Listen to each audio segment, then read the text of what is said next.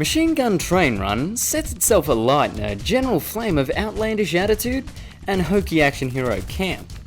It's a fun time as you hop cart to cart, gunning down cliché masked terrorists and sci-fi technological terrors.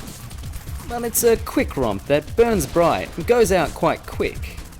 But hey, if you think you're bad enough, then stick around as we go deep into this action-packed train of a game. Story. The year is 2033 and the civilized world finds itself mildly inconvenienced by a futuristic terrorist cell known as Asshat. They terrorize bullet trains across the world with their high-tech war vehicles and heavy-set weaponry. But alas, the world has hope, for there are only two people, man enough, hero enough, insane enough, to take on the fiercest terrorists in the galaxy. They are Sledge Vessel and the Hammer. See, Penny's giving it up. She's giving it up hard. Because she's with Captain Hammer. And these are not the Hammer.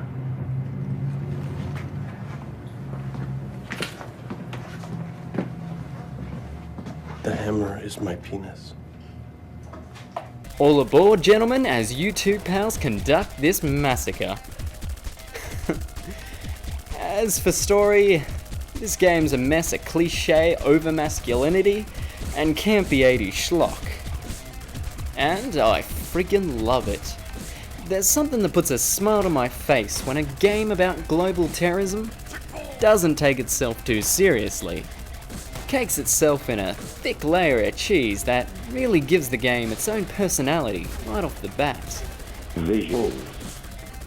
Now, I don't want to stick on this issue too much, as the developer has stated he is redoing a lot of the sprite work within the game, but even so, the visuals have a flat, simple look to them that, for a game of this genre, needs a certain level of detail to really make the hits feel weightier and more visceral.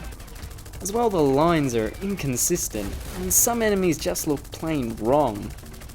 As well, on an issue that may go unnoticed, but I personally really didn't care for, was the text used throughout the game. It just looks basic and unfitting to the game's overall handcrafted art style. Gameplay. Train Run's gameplay is almost on point to say Contra or Broforce, just without the crouching or power-ups. You have your 8-point directional movement and shooting, typical of a platformer of this genre. You as well have 3 lives and a generously given high score system that climbs high into the pentadigits and beyond. Stages. Levels completely take place atop bullet trains that burst from the carriages with masked terrorists with an arsenal of slow-moving projectiles and various all-terrain and all-airborne vehicles. Your job is basically hold down the Z button and spam bullets till everything is eliminated from the screen, whilst dodging missiles and heavy artillery in the process. Bosses. Each level contains a halfway half-point enemy challenge and an end-stage boss. As for the challenge, well, it's more or less just a harder segment of what you're already going through. But as for the bosses, well, these are some of the more funner bosses I've actually had to fight on this program. You have your power loader, a mecha Crash Bandicoot fight, and this Reaper looking son of a gun.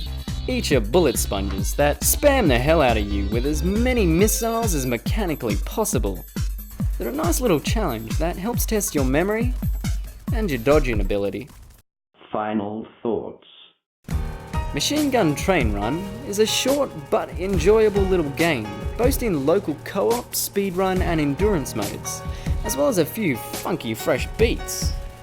Though the art style is unappealing and the amount of levels equal 4, the game is fun to play, and hopefully after future updates this will be a nice little run and gun to go back to.